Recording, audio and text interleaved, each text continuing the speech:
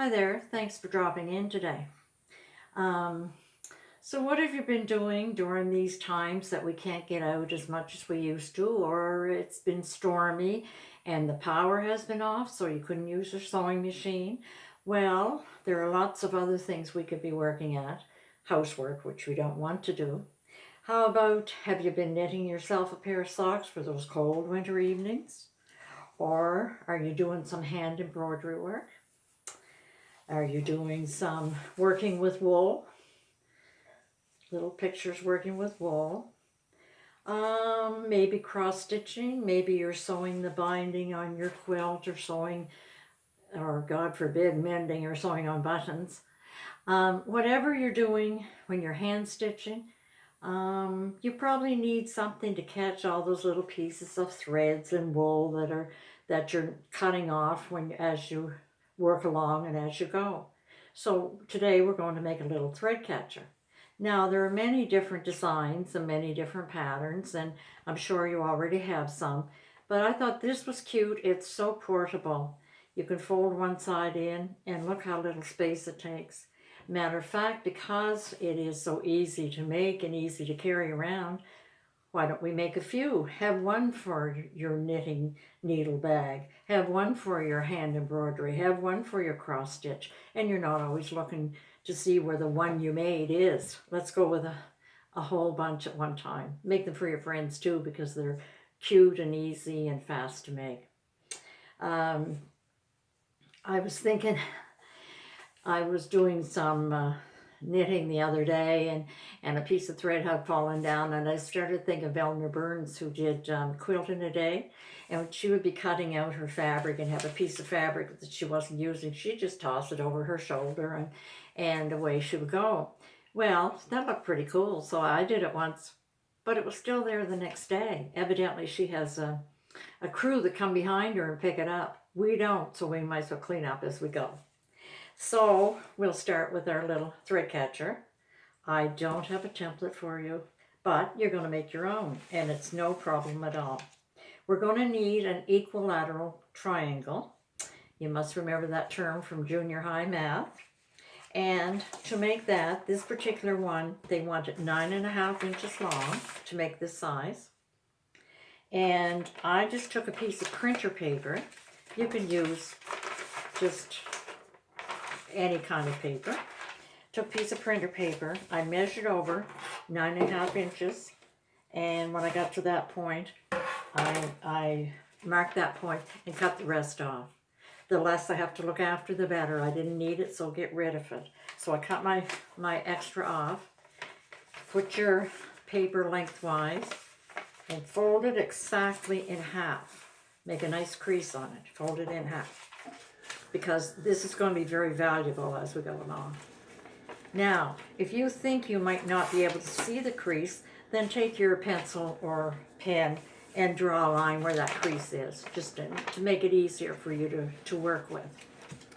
So, you fold the left side. Doesn't matter probably which side first, because they're all the same. You fold one side over, and you're going to be using that crease line to put your top corner there. Meanwhile, you play with it until you get a really nice sharp V corner here, a nice sharp triangular corner there. When this is a nice triangle and you've put that right on your center line, make your crease line, and there's your one side. Open it up, bend your other side over, finding the crease line and finding a nice sharp corner on the edge.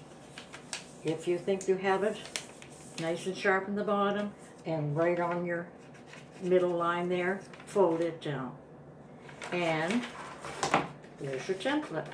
Get rid of these two pieces on the side, cut them off, and you're all ready to go. So that's the origami way of finding an equilateral triangle.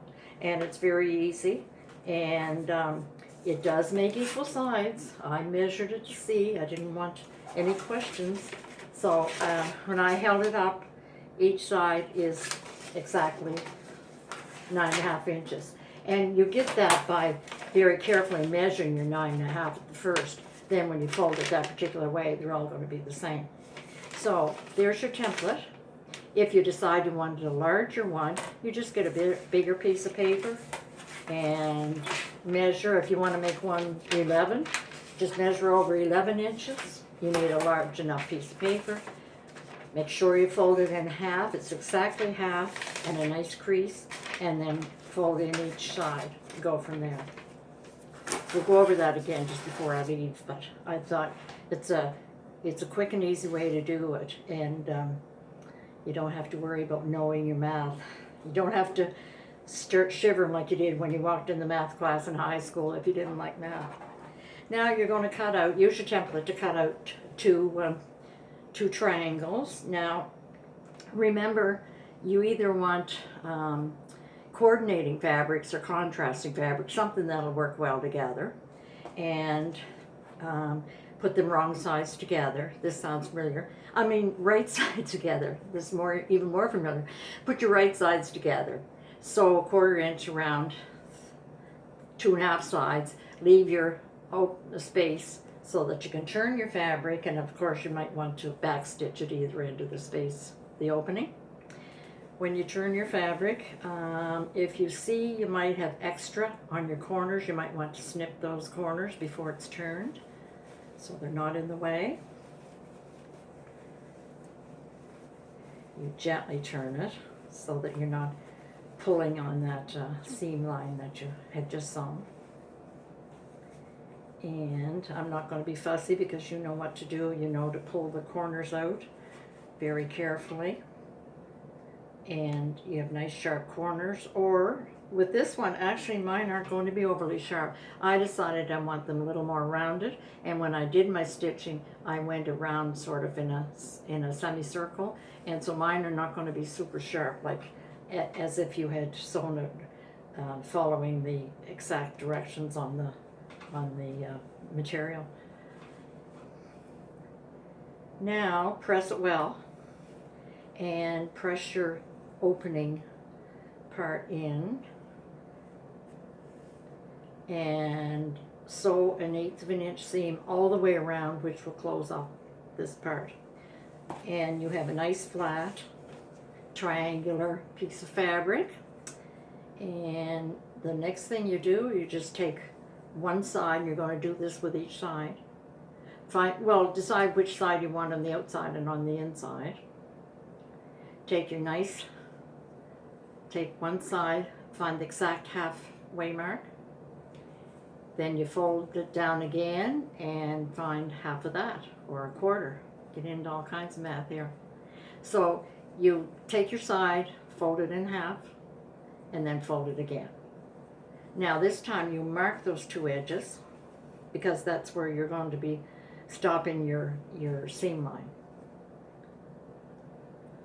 And if I wanted the beige on the outside, and this is a little flap, I would have it this way. You mark your edges. You're going to top stitch.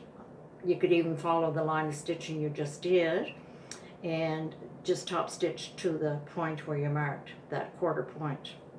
You would take your other side, same thing, fold it in half, half again. You're going to mark each one of those and top stitch to that point. And when you do the 3rd side, you end up with your little case looking like this with the little flaps. They just automatically form where your stitching has stopped. And now I'm going to have the other side out, so I would have gone this way and had my sewing up on the black side. So your tops automatically start where the stitching stops. You could take your little flap and when you fold it over, attach it to the side there so it won't be flapping around. Doesn't really matter, but it makes it nice and neat when it's down snug. You can put charms or buttons, or embroider a little flower there, however you want to finish it off. And that gives you a pretty good size. Because it has such a nice large area for the bottom, you don't need lining or interfacing or batting or anything, because the two pieces of fabric is all you're going to need. And then leaving it that way, it also makes it much, it folds much neater and smaller for in your bag for wherever you're going to keep it.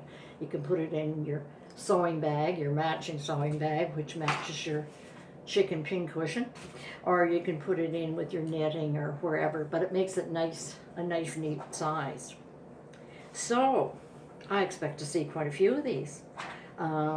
Because this is 9.5 long, you probably could use 2 10-inch pieces of fabric to do it. I just happen to have larger fabric, so I didn't try it with a 10-inch piece, but if your length is 9.5, then a 10-inch one should suffice. So, and if you wanted to make it longer, remember, you just get your piece of paper, measure the length you want, or make it larger, I meant to say. Measure the length you want, and go from there. Now, again, your piece of paper, measure the length you want. I measured 9.5 inches, which is what this one is. Fold it in half, make sure it's exactly half. Put your corner to the center and the edge, nice sharp edge. Put this corner to the center. You have to play with it a little. You fiddle with it a little. You get a nice sharp edge and make sure that's on your corner. And then cut off your, well, you don't have to, but it sure is a lot easier. Cut off your excess, and there's your template.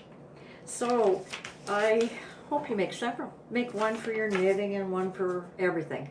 And enjoy yourself. Have fun doing it. And find some of that pretty fabric that you've been saving for who knows what. That's the problem. We buy all this pretty stuff and we save it. And I was looking the other day and I bought this and I thought, isn't that lovely? I don't know what I'm keeping it for, because when I changed my calendar 1st of January and I looked at the year and I subtracted my birth year from that, I thought, somebody better start using this fabric soon or it's going to be sitting there. So get out your pretty fabric, or the fabric you like, or get out the fabric you don't like, just to practice on. Make a whole bunch and enjoy making them. Have fun while you're doing it. Bye for now.